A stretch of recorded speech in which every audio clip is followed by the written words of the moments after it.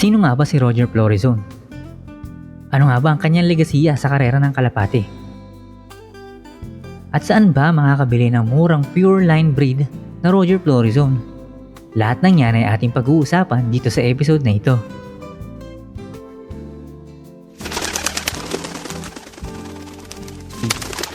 Master Trekkie! Uy!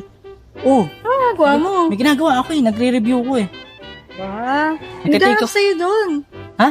Naghanap sa'yo doon. May naghahanap sa akin. Sino? Gusto daw magpaturo ng mga malulupit na linyada ng kalapate. Magpaturo ng malulupit na linyada ng kalapate.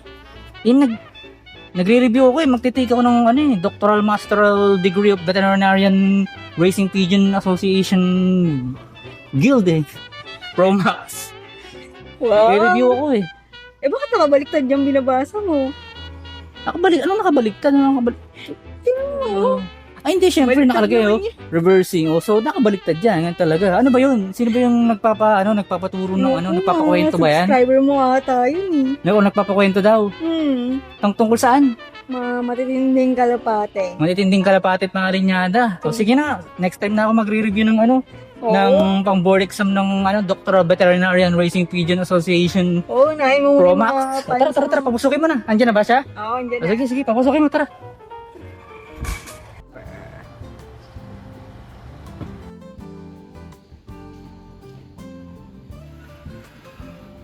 At tara, upo ka.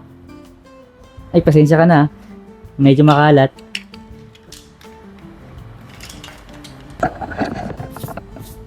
Halika, upo ka dito. Sa mundo ng karera ng kalapate, may isang pangalan na nangingibabaw pagdating sa usapang extreme long distance race. Isang tao na tinaguriang The King of Barcelona at ang arkitekto ng isang pinakamatibay na bloodline sa kasaysayan. Ngayon ay ating hihimayin ang buhay at legasiya ng yumaong maestro, si Master Roger Florizon. Napakalupit, di ba? Pero hindi lang yan. Ito yung istorya talaga niyan Si Roger Florizon ay ipinanganak noong 1920 sa Newport, Belgium. Hindi lamang siya isang magaling na fancier. Siya rin ay isang matagumpay na businessman na nagmamay-ari ng isang sikat na restaurant sa tabing dagat. Ngunit ang kanyang tunay na hilig ay nasa bubungan ng kanyang bahay. Nagsimula siyang mag-alaga ng kalapati sa murang edad. Noong dekada 60 niya sinimulan buuin ang pundasyon na magpapayanig sa buong mundo ng racing pigeons. O, di ba ang angas? Ang lupit, di ba? Saan ka pa? Ang focus ni Roger ay hindi ang bilis sa maikling distansya. Mas gusto niya yung mga kalapating may pusong bakal. Yung mga nakakauwi kahit gaano pa kalayo at kahit gaano kasama ang panahon. Ang kanyang paboritong battlegrounds, ang Barcelona International. Isang karera na may distansyang mahigit 1,000 kilometro par. Sumikat sa karera ng kalapate si Master noong 1976 sa edad na 52 years old mga dre. So alam nyo na, may pag-asa pa tayo, medyo bata pa tayo no? So yun, winner ng International Barcelona Race laban sa mahigit 11,000 na kalapate. At noong 1984 naman ay napasabak ang ibon niya na si Freddy sa isang malupit na karera. At ginakma niya ang 5th Barcelona winners laban sa 13,000 na mga ibon. Si Freddy ay may bloodline na Jonge Montalban ni Robert Venus at pinari sa isang kalapati ni Van He. Natanggap ni Master Roger ang pinakamaangas na award ng mga panahon na yon na kung tawagin ay Golden Wings Award. Sheesh! At wait, there's more. Noong 1981, siya ang unang nanalo sa provincial tours laban sa 1,266 na kalapate kung hindi ako nagkakamali. Noong 1983 naman, or 1983, ay nag-21st place siya sa Vincent Race laban sa mahigit 5,000 kalapate mga tol. At hindi nagpaawat ang ating bida mga dre sa kanyang mga tagumpay dahil nakuha rin niya ang kanyang 3rd national victory.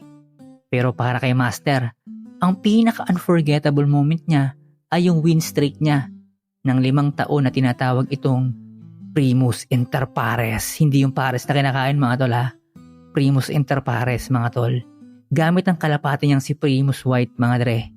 Ang ibon na ito ay galing sa inbreed full sister ni Freddy at pinares sa kalapati ni George Coty na may pangalang 50. At yung kalapati na yun ay may awards din na Gold Wings mga dre. O meron pa, teka lang, medyo nahihirapan na ako, simplihan lang natin ha. Kasi noong 1995, meron pa. Ito yung Super Prestige na nag-second sa National Marathon. At noong 1996 mga tol, meron pa. Kaya nga legend eh. Ito nga yung 3 years Barcelona Crown classification ng Bruges Barcelona Clubs. So yun, sobrang dami, di ba mga para? Pero meron pa niyan mga dre. Kasi sunod-sunod yung taon eh, no? So yun nga sa West European Super Marathon naman, siya nakaisa. Sobrang dami pa niyan mga dre, mga ropa. Hindi na natin iisa-isahin, no? So yun. Pag-usapan naman natin yung mga nakakuha ng ibon niya, no mga tol.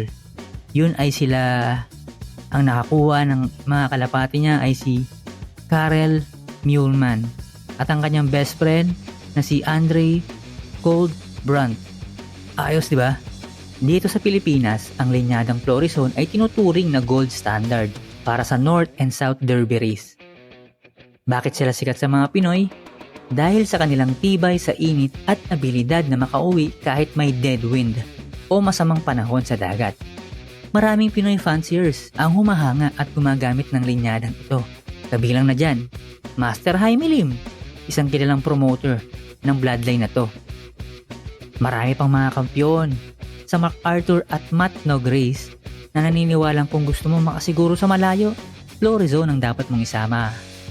Ang kwento ni Roger Florizon ay patunay na sa karera ng kalapate, hindi lang bilis ang mahalaga, kundi ang katatagan at ang never say die attitude.